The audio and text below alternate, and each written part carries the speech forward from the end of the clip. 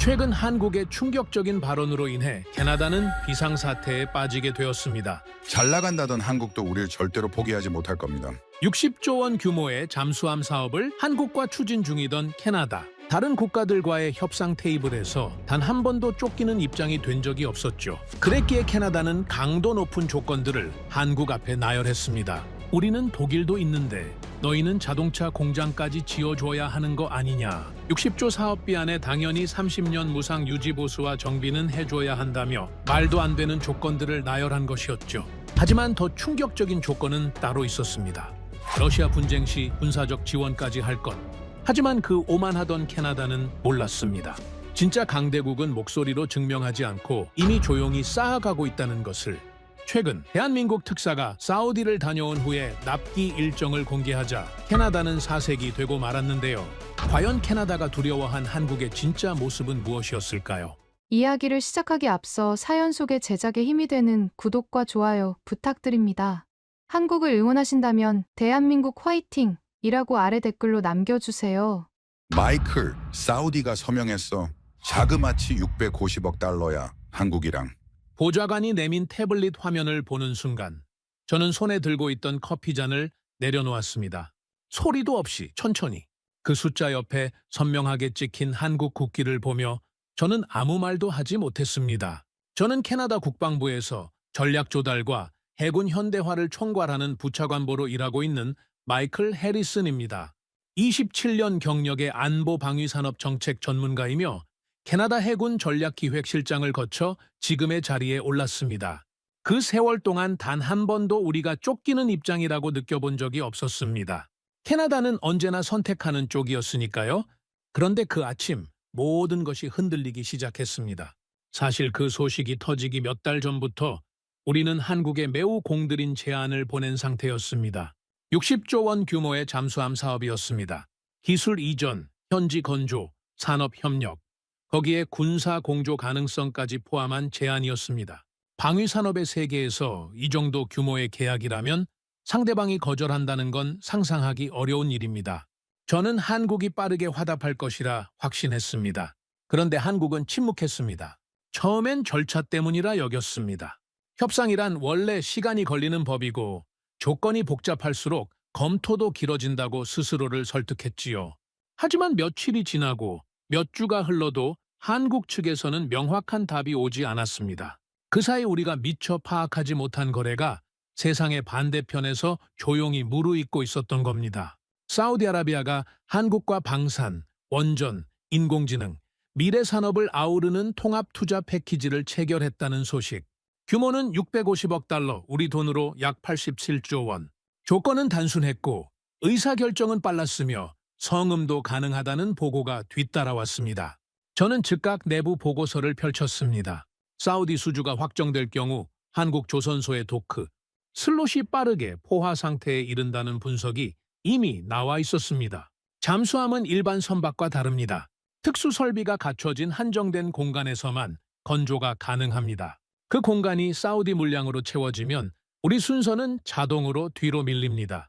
내부 보고서의 마지막 문장은 이랬습니다. 사우디 수주 확정 시 캐나다 2032년 인도 일정 보장 어려움. 저는 그 문장을 3번 읽었습니다. 그때까지 저는 한국을 어떻게 보고 있었을까요? 솔직히 말하자면 가성비 좋은 신흥 공급자 정도로 생각했습니다. 기술력은 인정하지만 우리가 진지한 전략, 파트너로 삼을 만한 나라는 아니라는 선입견이 제 안에 단단히 자리 잡고 있었지요. 한국의 중립적인 외교 노선도 왠지 애매하게 느껴졌습니다. 확실한 편을 들지 않는 나라, 어느 강대국에도 완전히 붙지 않는 나라라는 이미지였습니다. 그리고 유럽, 특히 독일은 달랐습니다. 저는 독일을 믿었습니다. 수백 년의 조선 역사, 정교한 잠수함 기술, 나토 동맹국이라는 신뢰관계까지. 독일은 전통이었습니다. 검증된 파트너였습니다. 독일 방산 대표단이 오타와에 찾아온 건 사우디 소식이 터진 직후였습니다. 로비스트를 앞선 그들의 논리는 언제나처럼 유려하고 설득력 있었습니다. 캐나다 현지에 조선소를 짓겠다는 제안, 기술 이전 확대, 그리고 유럽 안보 공동체라는 대의 명분, 회의실 안의 공기가 잠깐 따뜻해지는 것 같았습니다. 한국은 빠를 수 있습니다. 하지만 전략적 신뢰는 속도만으로 결정되지 않습니다. 로비스트가 이렇게 말하는 순간 회의실에 모인 몇몇 관계자들이 고개를 끄덕이는 것이 보였습니다. 그러나 저는 그 끄덕임이 불편했습니다. 왜냐하면 제 손에는 독일의 최근 납기 지연 기록이 정리된 자료가 들려 있었기 때문입니다. 노르웨이와의 잠수함 공동사업에서 독일은 납기를 반복적으로 지키지 못했습니다. 폴란드 방산 사업에서는 계약 지연과 생산 속도 문제가 꾸준히 보고됐습니다.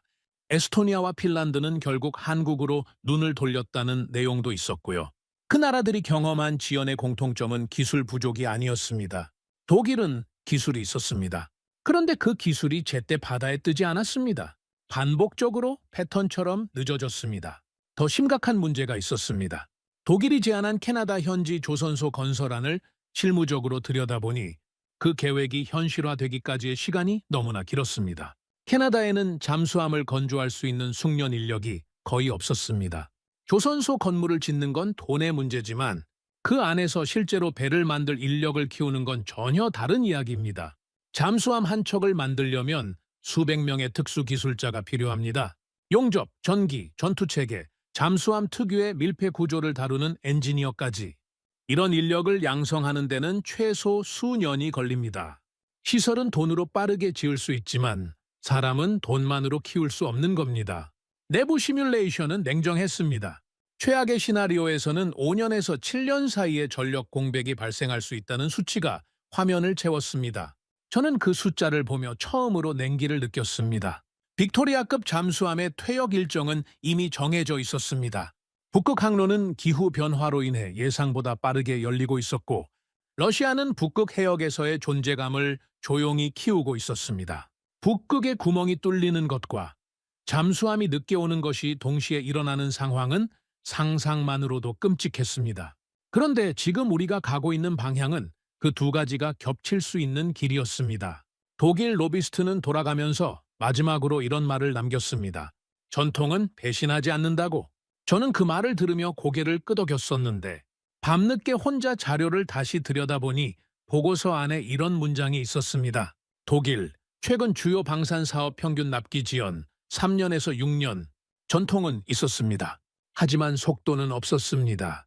조선업에서 납기 지연은 단순한 실수가 아닙니다. 그건 전략적 패배입니다. 잠수함이 제 시간에 오지 않으면 그 빈자리를 채울 방법이 없습니다. 바다는 기다려주지 않습니다.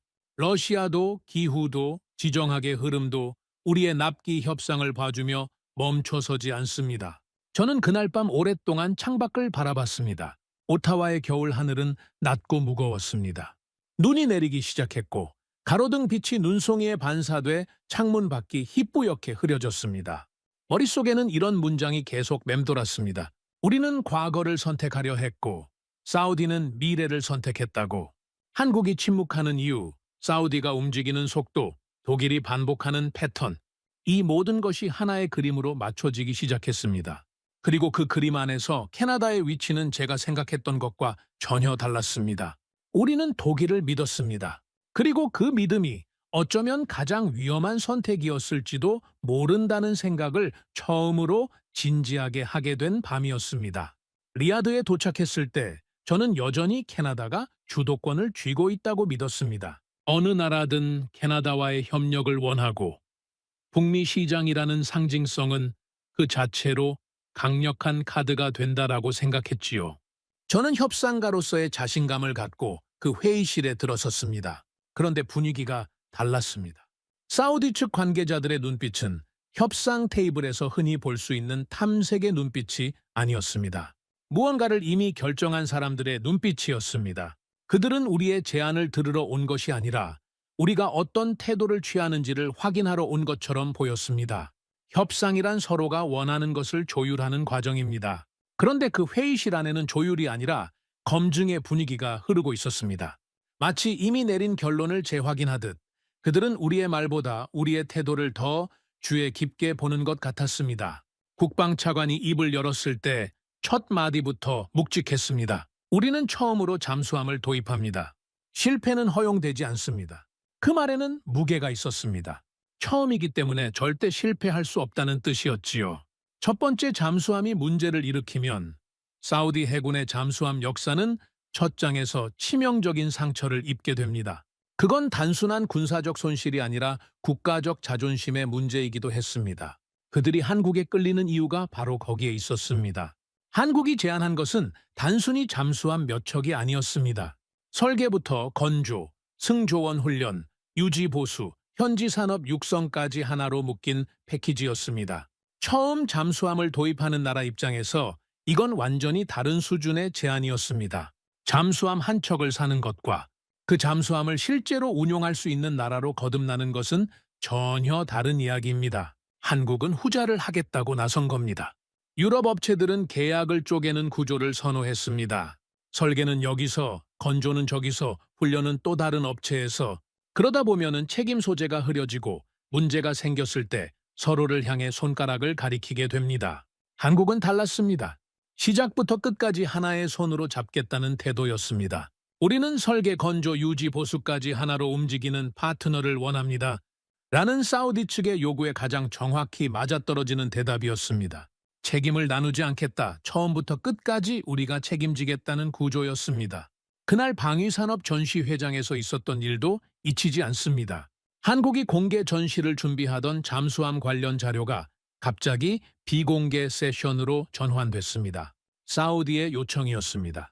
무기 성능과 전투체계의 세부 데이터를 외부에 노출시키지 않겠다는 것이었지요.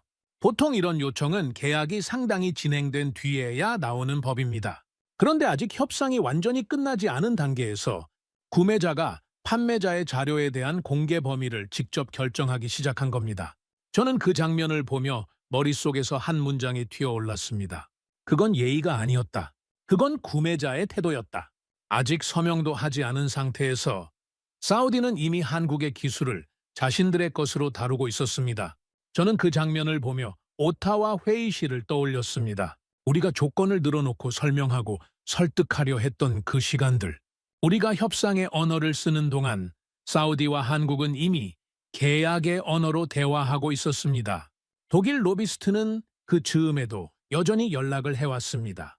사우디는 감정적으로 움직이는 시장이니 결국 유럽이 안전하다는 내용이었습니다.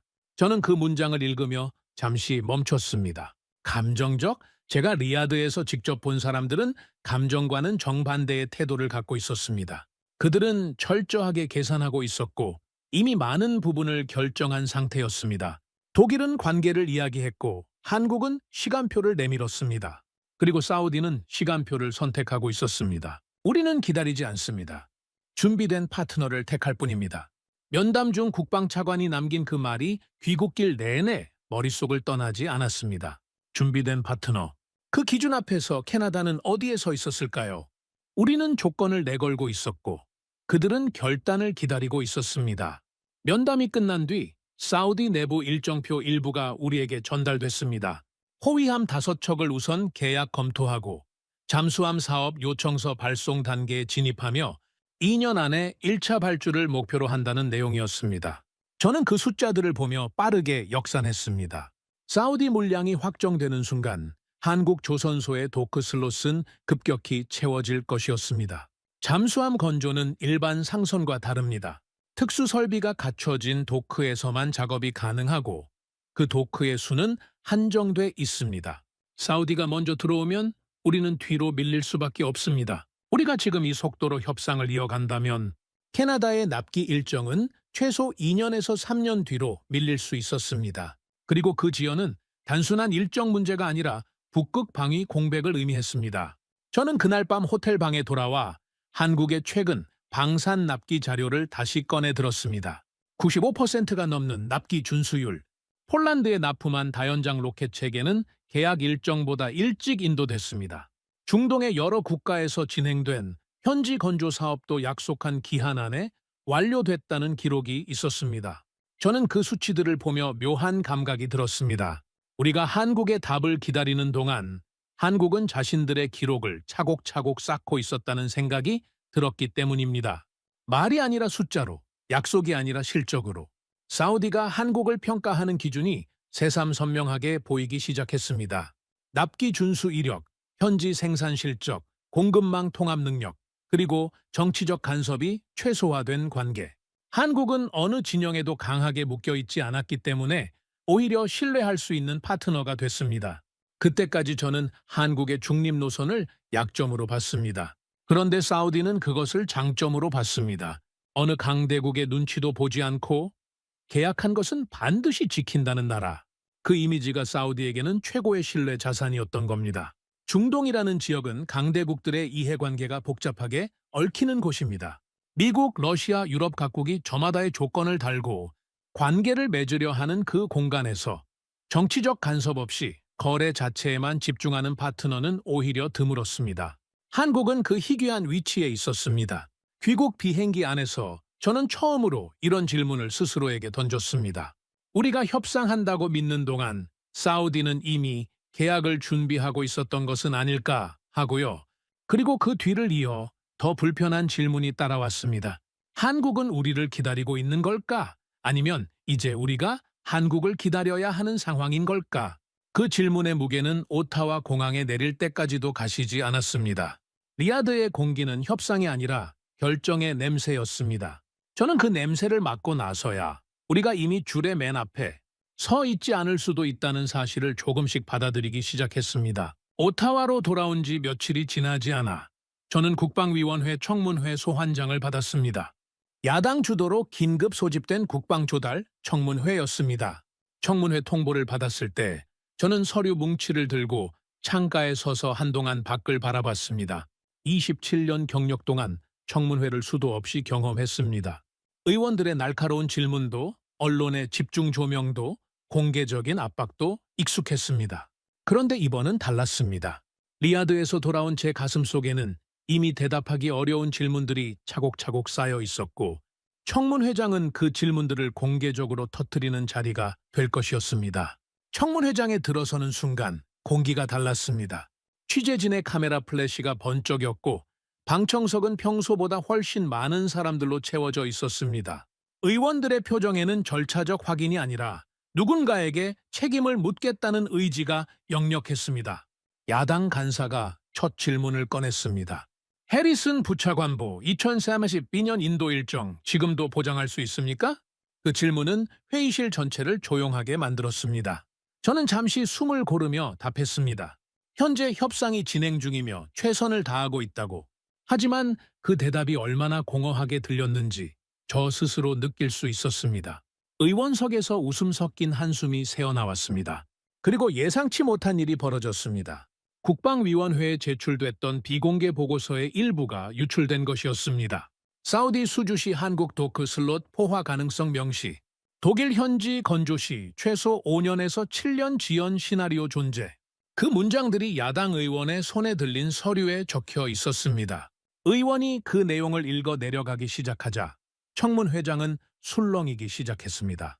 저는 그 순간 심장이 내려앉는 느낌을 받았습니다. 비공개 자료가 공개된 것도 문제였지만 더 큰 문제는 그 내용이 사실이라는 점이었습니다.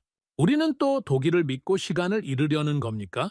야당 의원의 목소리가 청문회장을 가로질렀습니다. 그 한 문장에 방청석이 술렁였고 취재진의 카메라가 일제히 저를 향했습니다. 저는 표정을 관리하려 애썼지만 그게 얼마나 성공적이었는지는 알 수 없습니다. 독일의 문제는 이미 데이터로 드러나 있었습니다. 노르웨이 잠수함 공동사업, 폴란드 방산사업, 그 나라들이 독일을 믿고 기다렸던 시간들. 청문회장에서 그 사례들이 하나씩 언급되기 시작하자 회의실 안의 공기는 점점 더 무거워졌습니다. 계약은 했지만 배는 아직 바다에 없다는 표현이 등장했을 때 몇몇 의원들의 얼굴에 노골적인 불쾌함이 드러났습니다. 독일 로비스트의 장밋빛 약속과 실제 납기 데이터 사이에 간극이 청문회장에서 공개적으로 해부되고 있었습니다. 저는 머릿속으로 생각했습니다. 전통은 의회 표결을 통과시키지만 납기는 해군을 지킨다고. 그러나 그 생각을 입 밖으로 꺼낼 수는 없었습니다. 청문회가 진행될수록 논의는 점점 더 깊은 곳으로 파고들었습니다. 한 의원이 북극 방위 공백 시나리오를 꺼내 들었습니다. 북극 항로가 빠르게 열리고 있다는 자료, 러시아 북극 함대 증강 데이터, 그리고 잠수함 공백이 5년 발생할 경우 억제력이 얼마나 약화되는지에 대한 분석이 순서대로 제시됐습니다. 이건 조달 문제가 아닙니다. 국가 안보 문제입니다. 그 말이 청문 회장을 강타했습니다. 저는 손에 땀이 맺히는 것을 느꼈습니다. 북극은 저에게 낯선 주제가 아니었습니다. 박사 논문의 주제도 제 경력의 상당 부분도 북극 안보와 연결돼 있었습니다. 그래서 더 잘 알고 있었습니다. 5년의 공백이 무엇을 의미하는지, 그 공백 동안 러시아가 무엇을 할 수 있는지, 캐나다가 북극 항로에서 억제력을 잃는다는 것이 단순한 안보 문제가 아니라 국가 정체성의 문제라는 것을 청문회장에서 제가 답할 수 있는 말은 점점 줄어들고 있었습니다. 우리는 절차를 따르고 있습니다. 라는 말을 몇 차례 반복했지만 그 말이 힘을 잃어가는 것을 느꼈습니다. 여당 의원들도 이제는 저를 방어해주지 않았습니다. 일부는 침묵했고 일부는 야당의 질문에 동조하는 눈빛을 보냈습니다. 청문회가 끝난 뒤 복도에서 총리실 안보보좌관이 저를 기다리고 있었습니다. 그는 주변을 한 번 살핀 뒤 낮은 목소리로 말했습니다. 시간은 우리 편이 아닙니다. 짧은 말이었지만 그 안에 담긴 의미는 분명했습니다. 더 이상 기다릴 여유가 없다는 것, 결단을 미루는 것 자체가 이미 하나의 결정이 되고 있다는 것이었습니다. 저는 그 말을 들으며 고개를 끄덕였습니다. 그러나 속으로는 이미 복잡한 계산이 돌아가고 있었습니다. 독일을 선택하면 전통과 유럽 동맹의 명분을 얻습니다. 하지만 납기를 잃을 수 있습니다. 한국을 선택하면 속도와 실적을 얻습니다. 하지만 전통적인 동맹 구조에서 설명하기 어려운 선택이 됩니다. 그 사이에서 캐나다는 흔들리고 있었고 저는 그 흔들림의 한가운데에 서 있었습니다. 그날 밤 저는 사무실에 혼자 남아 3개의 보고서를 앞에 펼쳐놓았습니다. 독일 납기 지연 데이터, 한국 납기 준수 기록, 그리고 북극 방위 공백 시뮬레이션. 3개의 서류는 각각 다른 이야기를 하고 있었지만 결론은 하나로 모이고 있었습니다. 우리에게 남은 시간이 없다는 것이었습니다. 사무실 창밖으로 오타와의 밤이 깊어지고 있었습니다. 저는 오랫동안 그 서류들을 바라보다가 마침내 펜을 들었습니다. 그리고 다음 날 아침 가장 먼저 해야 할 일을 메모했습니다. 한국 측에 직접 연락한다. 그것이 그 밤 제가 내릴 수 있었던 유일하게 정직한 결론이었습니다. 사우디는 계약을 서두르고 있었고 의회는 저를 압박하고 있었습니다. 그리고 한국은 기다리지 않는다는 사실을 저는 이제 확실히 알고 있었습니다.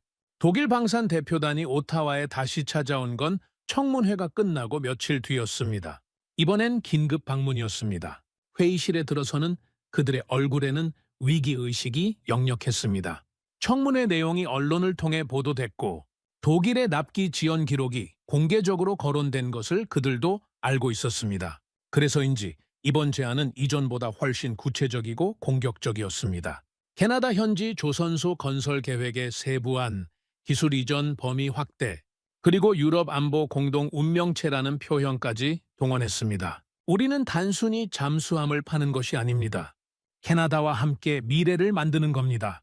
로비스트의 말은 여전히 매끄러웠습니다. 회의실 안의 몇몇 관계자들이 다시 한번 고개를 끄덕이는 것이 보였습니다. 그런데 저는 이번에는 끄덕이지 않았습니다. 제 앞에는 독일의 최근 납기 지연 타임라인이 정리된 자료가 놓여 있었습니다. 노르웨이 잠수함 공동사업, 예정보다 수년 지연, 폴란드 방산사업, 계약 조건 재조정 반복, 평균 납기 지연 3년에서 6년. 저는 그 자료를 테이블 위에 조용히 올려놓았습니다. 회의실이 순식간에 조용해졌습니다.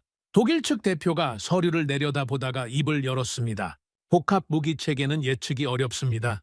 어느 나라든 비슷한 어려움을 겪습니다. 저는 그 말을 들으며 속으로 생각했습니다. 예측이 어려운 게 아니라 반복된 거라고. 한 번의 지연은 예외입니다. 2번의 지연은 우연입니다. 3번의 지연은 구조입니다. 독일의 납기 문제는 이미 구조가 돼 있었습니다. 회의실의 침묵이 길어지던 그때 화상 연결 화면이 켜졌습니다. 서울에서 한국 방산업체의 최고 경영자가 접속한 것이었습니다.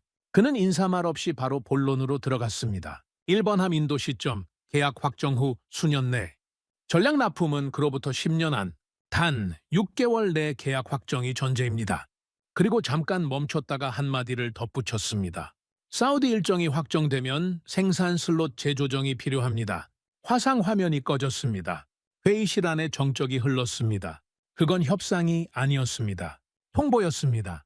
조건을 제시하는 쪽이 아니라 조건을 선택하는 쪽의 언어였습니다. 저는 그 짧은 문장들 안에서 무언가가 뒤집히는 것을 느꼈습니다. 우리가 조건을 늘어놓는 동안 한국은 이미 일정표를 관리하고 있었습니다. 우리가 선택권을 쥐고 있다고 생각했는데 한국은 우리에게 마감 기한을 제시하고 있었습니다. 독일 대표단은 어색한 표정을 감추지 못했습니다. 같은 자리에서 독일의 모호한 약속과 한국의 냉정한 시간표가 나란히 놓이는 순간이었으니까요. 그 대비는 어떤 말로도 설명이 필요 없을 만큼 선명했습니다. 회의가 끝난 뒤 총리실에서 긴급 메시지가 왔습니다. 독일이냐 한국이냐 이제 선택하십시오. 짧고 단호한 문장이었습니다. 저는 그 메시지를 받아들고 한동안 움직이지 못했습니다.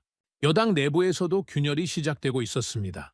유럽과의 연대를 중시하는 쪽은 독일을 밀었고 군 내부는 납기를 우선해야 한다는 강경한 입장을 고수했습니다. 언론에서는 또다시 지연되는 잠수함 사업이라는 헤드라인이 등장하기 시작했고 여론은 점점 날카로워지고 있었습니다. 저는 그 소용돌이 한가운데에 서서 두 가지 선택지를 번갈아 바라봤습니다. 독일을 선택하면 설명하기 쉬운 결정이었습니다. 유럽과의 동맹, 전통의 신뢰, 북미와 유럽을 잇는 안보, 연대라는 명분은 의회에서도 언론에서도 통하는 언어였습니다. 그러나 납기가 밀리면 그 명분은 북극의 찬바람 앞에서 아무런 방어막이 되지 않았습니다. 한국을 선택하면 설명하기 어려운 결정이었습니다. 전통적인 동맹 구조 밖에 있는 나라, 우리가 전략 파트너로 공식화한 적 없는 나라, 하지만 한국은 약속한 날짜 배를 내놓는 나라였습니다. 그게 전부였습니다. 그리고 조선업에서 바다를 지키는 일에서 그 전부가 전부였습니다. 그날 밤 저는 혼자 집무실에 남아 오랫동안 생각했습니다. 27년의 경력 동안 저는 늘 명분과 현실 사이에서 줄타기를 해왔습니다. 그런데 이번만큼은 그 두 가지가 이렇게 선명하게 갈라진 적이 없었습니다. 명분은 독일을 가리켰고 현실은 한국을 가리켰습니다. 창밖에는 다시 눈이 내리고 있었습니다. 저는 그 눈을 바라보며 처음으로 이 사실을 입 안에서 조용히 인정했습니다. 우리는 독일을 선택하면 안전하다고 믿었다. 하지만 안전은 과거의 이미지일 뿐이었다. 그리고 처음으로 진심으로 이 생각이 따라왔습니다. 한국은 더 이상 하청국이 아니다. 그들은 조건을 거는 쪽이 아니라 조건을 선택하는 쪽이다. 우리가 갑이 아니었다. 그 인정이 제 자존심 한켠을 조용히 무너뜨리는 밤이었습니다. 부산행 비행기에 오르면서도 저는 반신반의하고 있었습니다. 27년 경력의 전략가로서 저는 현장 방문이 종종 홍보용 행사로 전락하는 것을 숱하게 봐왔습니다. 깔끔하게 정돈된 시설, 준비된 브리핑, 카메라 앞에서만 돌아가는 기계들, 방산업체들이 외국 관료를 상대로 보여주기식 투어를 하는 건 흔한 일이었습니다. 저는 그 패턴을 잘 알고 있었고 이번 방문도 비슷할 것이라는 선입견을 완전히 지우지 못한 채 비행기에 올랐습니다. 비행기 안에서 저는 창밖을 바라보며 이번 방문의 목적을 다시 정리했습니다. 감동받으러 가는 것이 아니라 확인하러 가는 것이었습니다. 브리핑 자료에서 본 납기 준수율 수치가 실제 현장에서도 유지되는지 3D 시뮬레이션으로 보여준 공정 계획이 실제 도크에서도 그대로 구현되고 있는지를 직접 눈으로 확인하는 것. 그게 이번 방문의 목적이었습니다. 저는 그 목적을 머릿속에 단단히 새기고 비행기에서 내렸습니다. 부산 조선소에 도착한 건 이른 아침이었습니다. 안내를 맡은 담당자가 저를 도크 입구로 안내하는 순간 저는 본능적으로 발걸음을 멈췄습니다. 거대한 구조물들이 시야를 가득 채웠습니다. 도크 세 곳이 동시에 가동되고 있었습니다. 한쪽에서는 잠수함 선체가 조립되고 있었고 다른 쪽에서는 호위함이 마감 작업에 들어가 있었습니다. 크레인이 쉬지 않고 움직였고 용접 불꽃이 여기저기서 튀었습니다. 그런데 그 모든 움직임이 무질서하지 않았습니다. 오히려 정확했습니다. 마치 거대한 시계의 내부를 들여다보는 것 같은 느낌이었습니다. 모든 부품이 제자리에서 제 시간에 맞물려 돌아가고 있었습니다. 저는 그 광경을 보며 처음 몇 초 동안 아무 말도 하지 못했습니다. 홍보용 투어라는 선입견이 그 순간 조용히 무너졌습니다. 이건 보여주기 위한 현장이 아니었습니다. 실제로 돌아가는 생산 라인이었습니다. 도크 안으로 들어가자 규모가 더 실감나게 다가왔습니다. 잠수함 선체 하나가 눈앞에 서 있었는데 그 크기가 예상보다 훨씬 컸습니다. 그 옆으로 수십 명의 기술자들이 각자의 위치에서 작업을 이어가고 있었고 위에서는 거대한 크레인이 선체 부품을 정밀하게 내려놓고 있었습니다. 소음이 가득했지만 그 소음 안에도 질서가 있었습니다. 무작위로 뒤섞인 소리가 아니라 각자의 작업이 동시에 진행되면서 만들어내는 일정한 리듬이 있었습니다. 저는 그 리듬을 느끼며 생각했습니다. 이 현장이 이런 식으로 돌아간다는 것은 이 현장을 이런 식으로 만든 사람들이 있다는 뜻이라고. 브리핑룸으로 이동한 뒤 담당자가 자료를 펼쳤습니다. 최근 주요 해외 방산 사업의 납기 준수율 데이터가 가장 먼저 눈에 들어왔습니다. 95%가 넘는 수치였습니다. 저는 그 숫자를 보며 잠깐 멈췄습니다. 독일의 평균 납기 지연이 3년에서 6년이라는 데이터를 며칠 전에 들여다봤기 때문입니다. 그 두 숫자가 머릿속에서 나란히 놓이는 순간 무언가가 선명하게 정렬되는 느낌이 들었습니다. 폴란드에 납품한 다연장 로켓 체계는 계약 일정보다 일찍 인도됐다는 설명이 이어졌습니다. 중동 현지 건조 사업도 약속한 일정 안에 완료됐다는 기록이 있었습니다. 노르웨이, 에스토니아, 핀란드가 유럽에서 한국으로 눈을 돌린 이유가 이제 숫자로 설명이 됐습니다. 그들은 전통을 버린 것이 아니었습니다. 지연을 버린 겁니다. 담당자가 화면을 전환하자 3D 건조 시뮬레이션이 나타났습니다. 계약 확정 후 수년 내 1번 함 인도, 그로부터 10년 안에 전략 납품, 각 단계별로 공정 일정이 촘촘하게 짜여 있었고 어느 지점에서 어떤 작업이 완료되는지가 한눈에 들어왔습니다. 그리고 그 아래에는 이런 문장이 붙어 있었습니다. 계약 시점이 늦어질 경우 일정은 자동 조정됩니다. 저는 그 문장을 읽으며 서늘한 느낌을 받았습니다. 그건 위협이 아니었습니다. 사실을 담담하게 서술한 문장이었습니다. 도크는 비어있지 않습니다. 하지만 약속은 지킵니다. 그 말의 의미가 머릿속에서 천천히 풀렸습니다. 도크는 이미 채워지고 있습니다. 우리가 결정을 미루는 만큼 우리의 자리는 좁아집니다. 하지만 한번 약속하면 지킵니다. 그러니 빨리 결정하십시오. 오후에는 잠수함 기술 브리핑이 이어졌습니다. 담당자가 설명하는 내용을 들으며 저는 조용히 메모를 했습니다.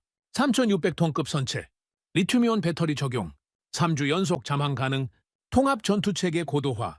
저는 그 스펙을 들으며 유럽의 최신 디젤 잠수함 모델들을 머릿속으로 떠올렸습니다. 비교가 됐습니다. 그리고 그 비교가 제 예상과 달랐습니다.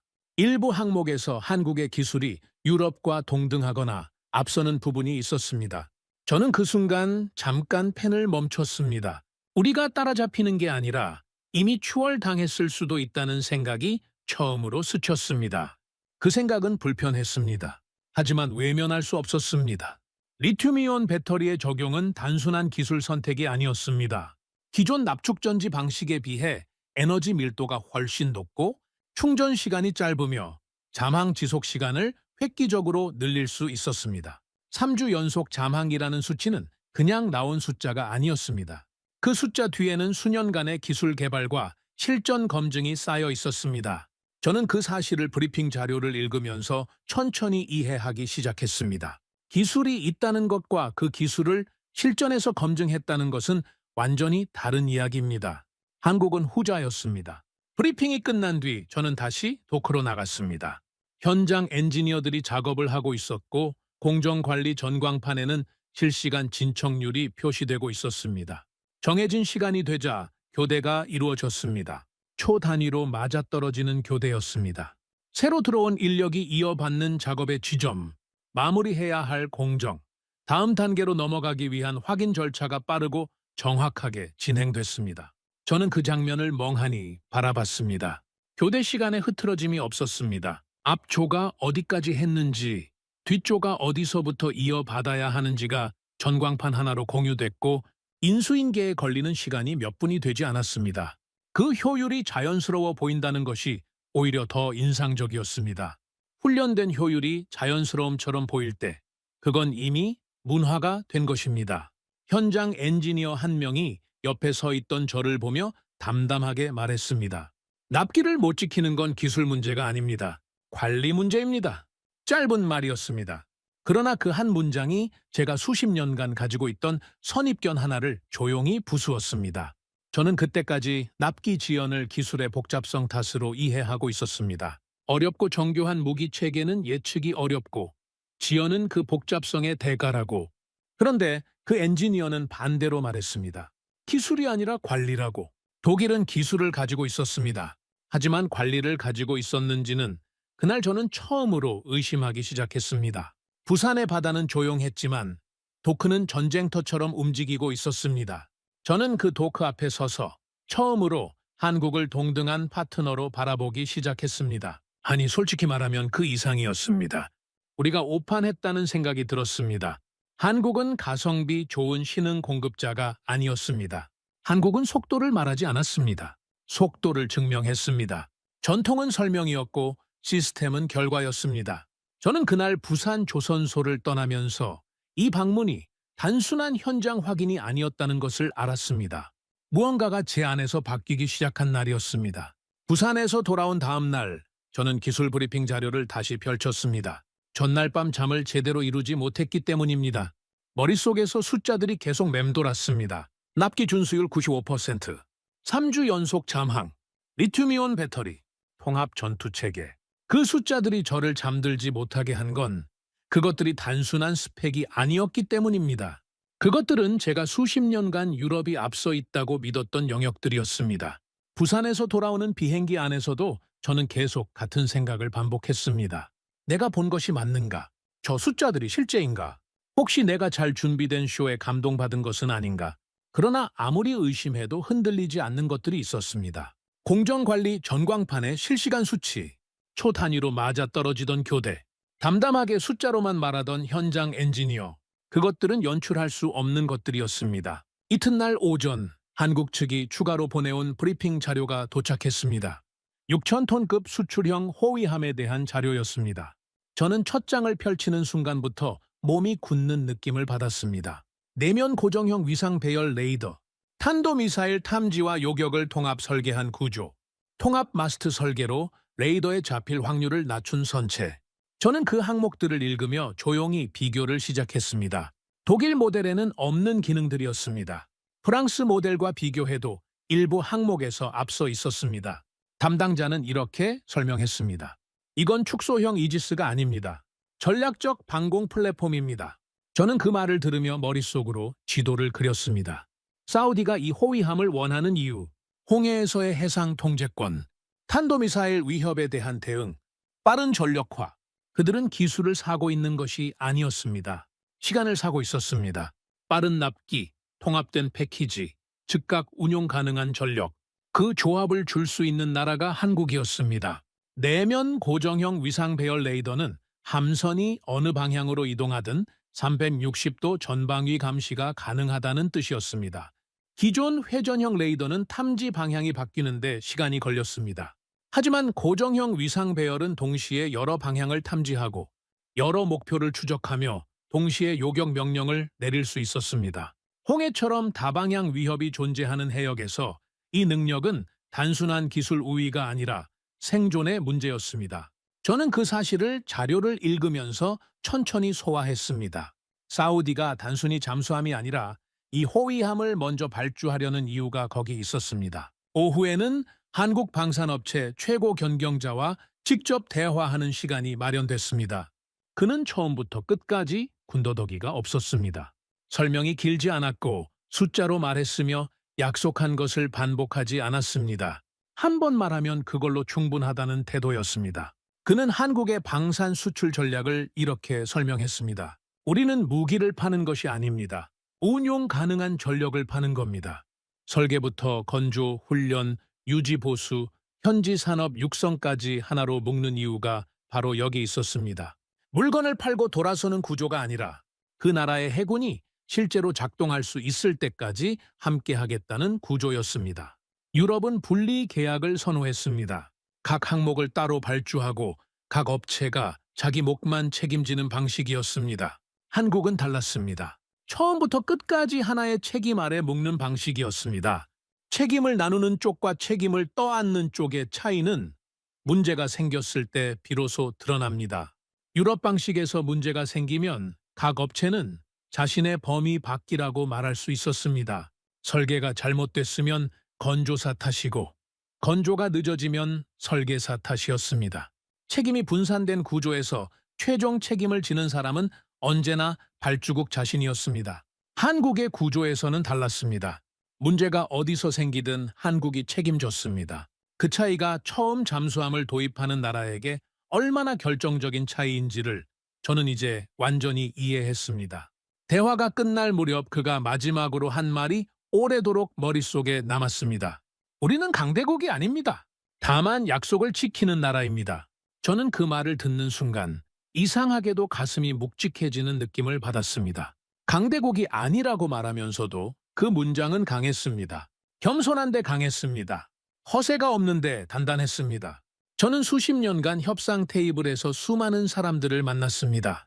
자국의 기술력을 자랑하는 사람들, 전통을 내세우는 사람들, 관계를 강조하는 사람들, 그런데 단지 약속을 지키는 나라라고 말하는 사람은 처음이었습니다. 그리고 그 말이 다른 어떤 화려한 프레젠테이션보다 더 강하게 와닿았습니다. 왜냐하면 저는 이미 그 나라의 기록을 봤기 때문입니다. 납기 준수율 95%, 조기 인도 사례, 현지 건조 완료 기록, 그것들이 그 문장의 근거였습니다. 그는 자랑하지 않았습니다. 사실을 말했을 뿐입니다. 저는 그날 저녁 호텔 방으로 돌아와 창밖을 바라봤습니다.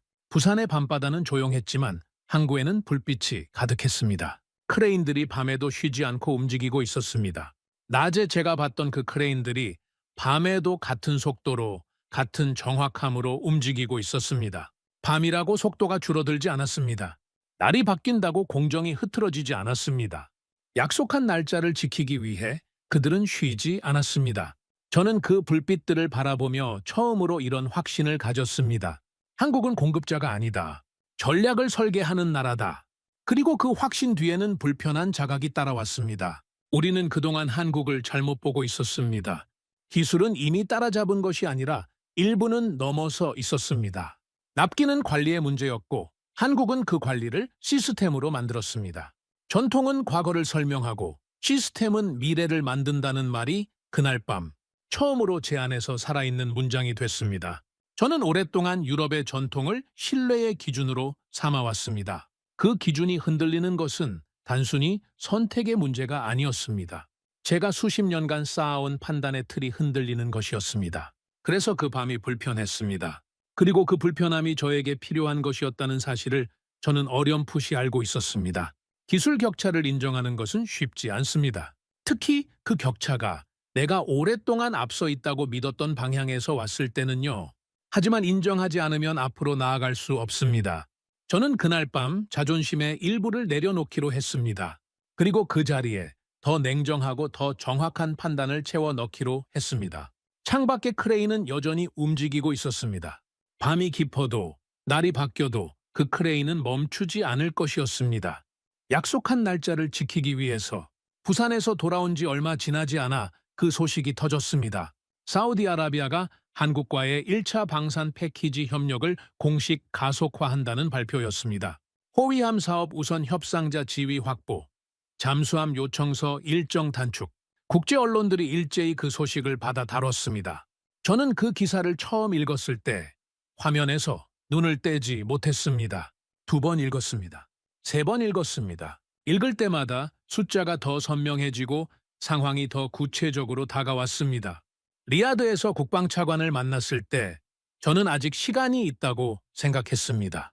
사우디의 의사결정이 빠르다는 것을 알면서도 어딘가에서 우리에게도 충분한 여유가 있을 것이라는 막연한 믿음이 있었습니다. 하지만 그 믿음은 틀렸습니다. 우리가 협상 테이블에서 조건을 따지는 동안 사우디는 이미 다음 단계로 이동하고 있었습니다. 생각해보면 그것은 예상할 수 있는 일이었습니다. 리야드 회의실에서 봤던 그 눈빛들, 전시회장에서 한국 자료를 비공개로 전환시키던 그 태도들, 그 모든 것이 이미 결정이 내려진 사람들의 행동이었습니다. 저는 그것을 알면서도 혹은 알고 싶지 않아서 외면하면서 우리에게 시간이 있다고 스스로를 설득했던 겁니다. 그 자기 기만의 대가가 이제 눈앞에 펼쳐지고 있었습니다. 한국 측에서 메시지가 왔습니다. 중동 물량 일정이 확정될 경우 북미 프로젝트 일정은 재조정됩니다. 외교적으로 표현됐지만 그 안에 담긴 의미는 조금도 외교적이지 않았습니다. 우선순위는 결단하는 국가에게 간다.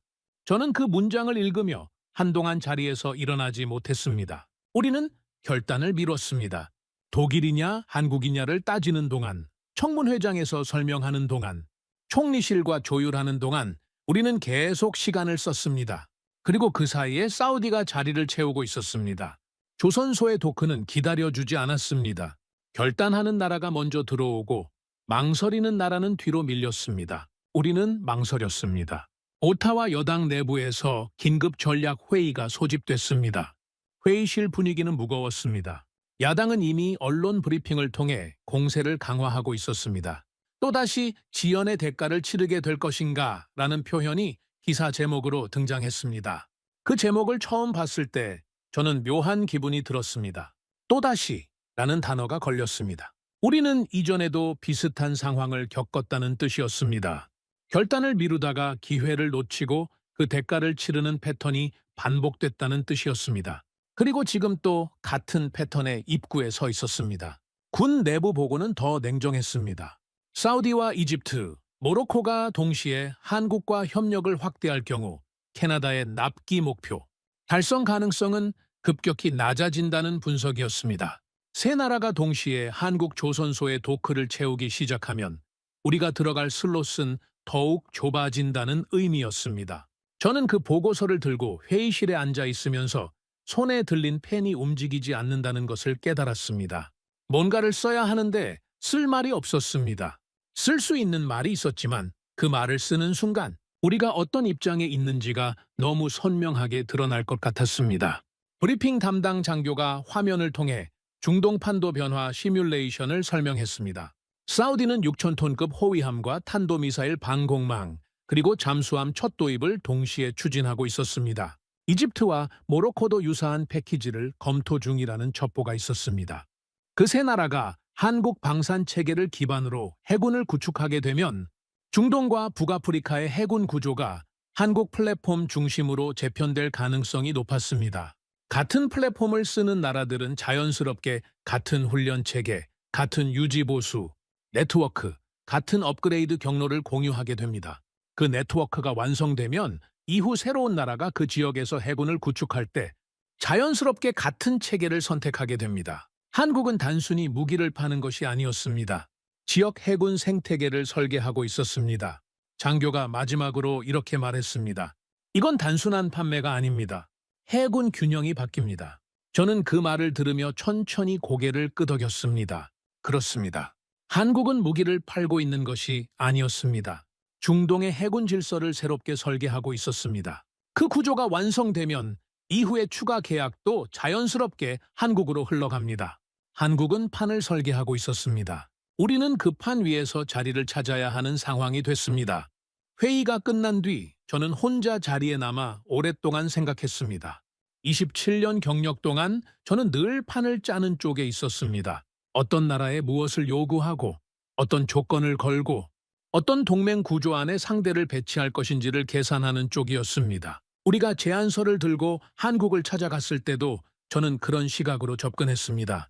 캐나다가 한국에게 기회를 주는 것이라고, 한국이 우리의 제안에 감사해야 한다고, 그 시각이 얼마나 오만했는지를 지금의 저는 압니다. 한국은 기회를 기다리는 나라가 아니었습니다.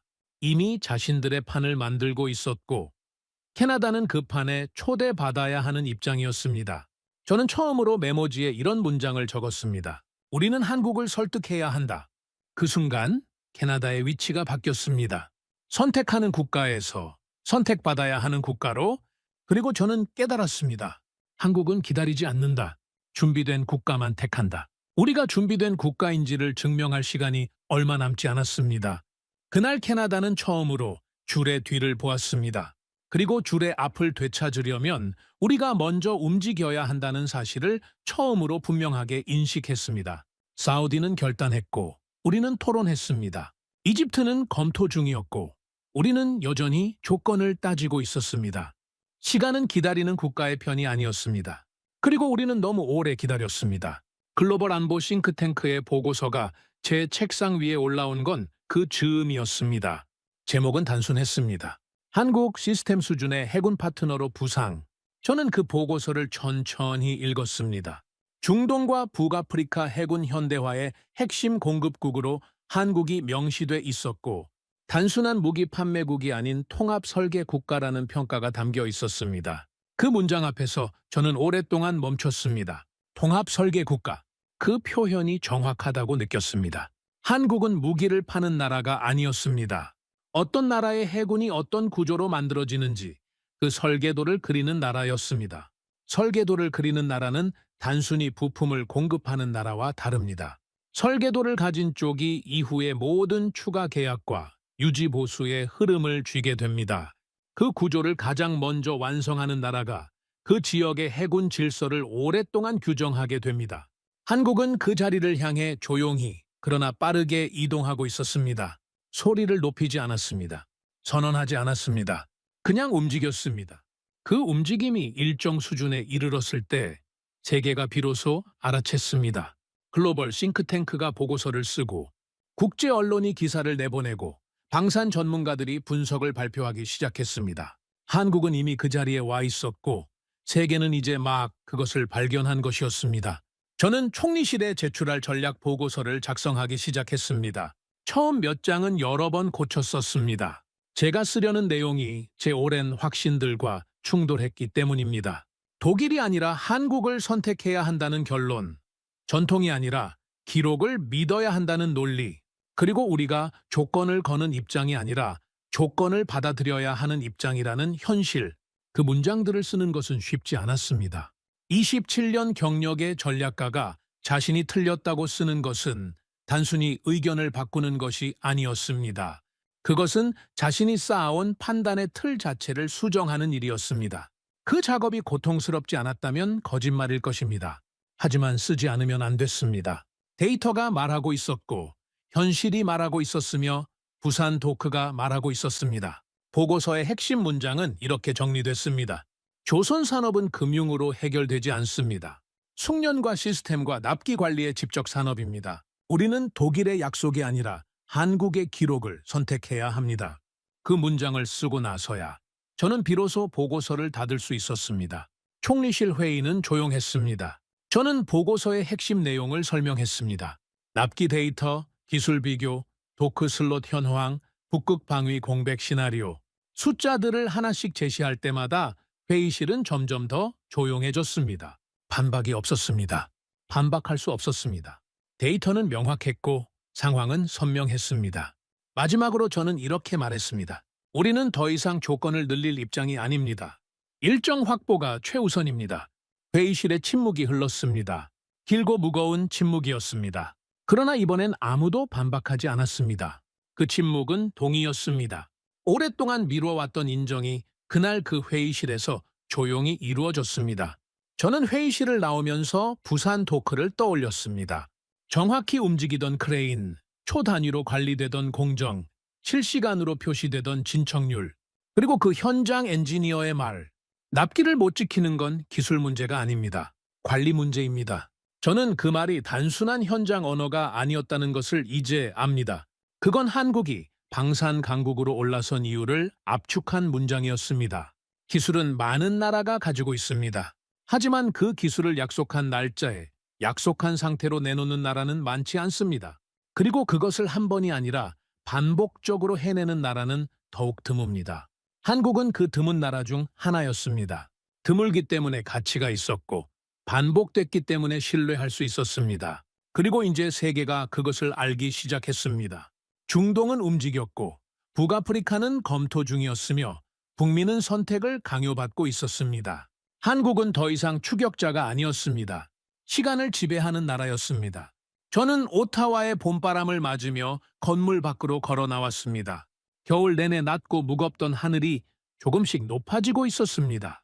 저는 그 하늘을 올려다보며 오랫동안 서 있었습니다. 그러면서 한 가지 사실을 다시 확인했습니다. 강대국은 목소리로 증명하지 않는다는 것을, 결과로 증명한다는 것을. 독일은 목소리가 있었습니다. 전통이 있었고 역사가 있었고 명분이 있었습니다. 하지만 결과가 흔들렸습니다. 한 번이 아니라 반복적으로 패턴처럼 흔들렸습니다. 한국은 목소리가 크지 않았습니다. 화려한 수식어도 거창한 동맹의 언어도 없었습니다. 우리는 강대국이 아닙니다. 라고 스스로 말하는 나라였습니다. 다만 결과가 있었습니다.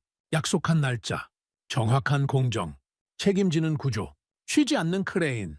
그것들이 쌓이고 반복되고 세계 곳곳에서 기록으로 남으면서 한국은 조용히 신뢰의 질서를 만들어가고 있었습니다. 질서는 힘으로 바뀌지 않습니다. 약속으로 바뀝니다. 한국은 그것을 증명하고 있었습니다. 말이 아니라 날짜로, 선언이 아니라 실적으로, 주장이 아니라 기록으로. 그리고 이제 우리는 그 증명 앞에 서서 손을 내밀어야 했습니다. 선택하는 입장에서 선택받아야 하는 입장으로 그 전환을 받아들이는 것이 쉽지 않았습니다. 하지만 그것이 현실이었고 현실을 외면하는 전략가는 결국 조직도 나라도 지키지 못합니다. 저는 그것을 27년 경력이 가르쳐준 가장 중요한 교훈으로 이제 새롭게 이해합니다. 저는 오랫동안 우리가 선택하는 국가라고 믿었습니다. 27년의 경력이 그 믿음을 단단하게 만들었고 수십 번의 협상 테이블이 그 확신을 강화했습니다. 그런데 부산의 도크에서 그리고 리야드의 회의실에서 저는 깨달았습니다. 세계는 더 이상 전통만으로 움직이지 않는다는 것을, 약속을 지키는 국가가 질서를 만든다는 것을. 한국은 강하다고 말하지 않았습니다. 강한 결과를 보여줬습니다. 한국은 무기를 판 것이 아니었습니다. 시간을 지배하는 방법을 증명했습니다. 전통은 무너질 수 있지만 시스템은 반복됩니다. 우리는 협상을 했고 그들은 준비를 했습니다. 그리고 이제 우리는 그 시간을 요청해야 하는 입장입니다. 이 이야기를 들으시면서 어떤 장면이 가장 인상 깊으셨나요? 부산 도크 앞에서 말을 잃은 해리슨의 모습처럼 한국은 말이 아닌 결과로 세계를 움직이는 나라입니다. 구독과 좋아요로 응원해 주시면 더욱 재미있는 이야기로 찾아뵙겠습니다. 해외 감동 사연을 소개해드리는 스페셜 코리아였습니다. 감사합니다.